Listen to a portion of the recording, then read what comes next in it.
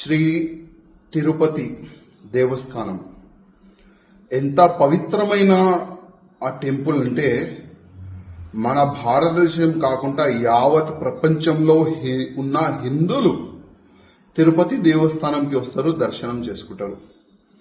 కానీ లడ్డూలు, ఈ పందులు కానీ వేరే వేరే జంతువులు మొత్తం వాళ్ళ నెయ్యి కలిపినారు. ఆ మాట విని చాలా మంది బాధపడుతున్నారు. అసలు ఎంత పాపిష్టుడు కూడా ఈ ప్రపంచంలో ఉంటారా అని ఒక చర్చ నడుస్తుంది. ఇవాళ ఒక న్యూస్ చూసిన ఒక టీవీ ఛానల్లో, ఎవరో అంటే ఆ గుడిని అపవిత్రం చేయనికి ప్రయత్నం చేసిన వాళ్ళు ఇవాళ లేకపోతే రేపు దర్శనానికి వెళ్తారంట. అంటే ఎంత మీరు ఘోర పాపం చేసిన తర్వాత కొద్దిగైనా మీకు సిగ్గులేదా?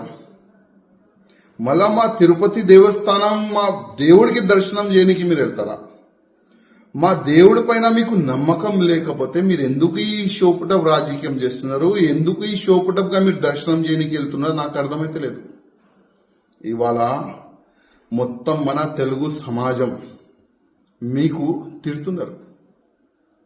మీరు దొరికితే చంపేస్తారు, అంత కోపం హిందూ సమాజంలో ఉంది.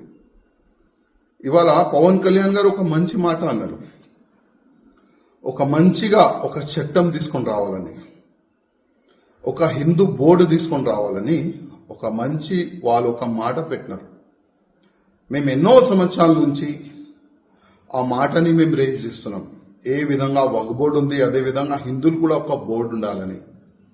కానీ ఇవాళ లేకపోతే రేపు మంచి దినాలు వస్తుంది.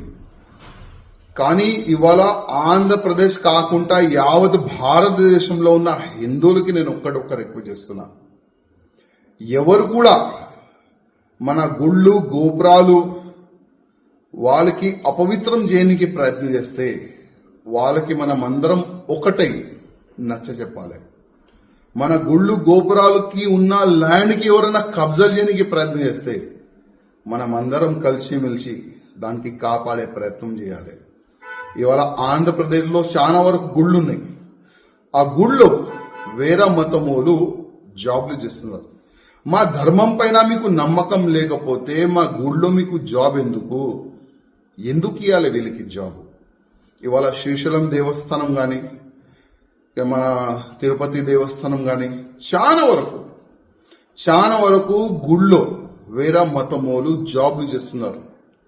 నేను ప్రత్యేకంగా చంద్రబాబు నాయుడు గారికి గతంలో కూడా ఒక లేఖ రాసిన, ఇవాళ కూడా నేను మా చంద్రబాబు నాయుడు గారికి రిక్వెస్ట్ చేస్తున్నా, మీరు దీనికి ఒక టాస్క్ ఫోర్స్ తయారు చేయండి, ఒక యాక్షన్ టీమ్ తయారు చేయండి.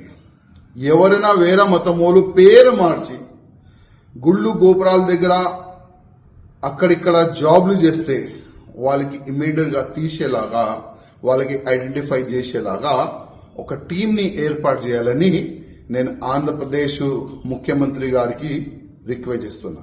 అదేవిధంగా ఇవాళ వాళ్ళకి నేను ఒక మాట చెప్పాలనుకుంటున్నా, ఎవరైనా మా గుళ్ళుకి అపవిత్రం చేయడానికి ప్రయత్నం చేస్తారు, మా తిరుపతి దేవస్థానానికి అపవిత్రం చేయడానికి మీరు ప్రయత్నం చేశారు కదా, ఆ గుడికి వెళ్తున్నారు కదా, కొద్దిగా ఆలోచన చేయండి. ఆ దేవుడు ముందు పోయే ముందు ఒక్కసారి ఆలోచన చేయండి, మీరు ఏం చేసినారు? ఆ గుడికి అపవిత్రం చేయడానికి మీరు ప్రయత్నం చేశారు, ఒక్కసారి మీరు ఆలోచన చేయండి ఆ గుడికి వెళ్లే ముందు.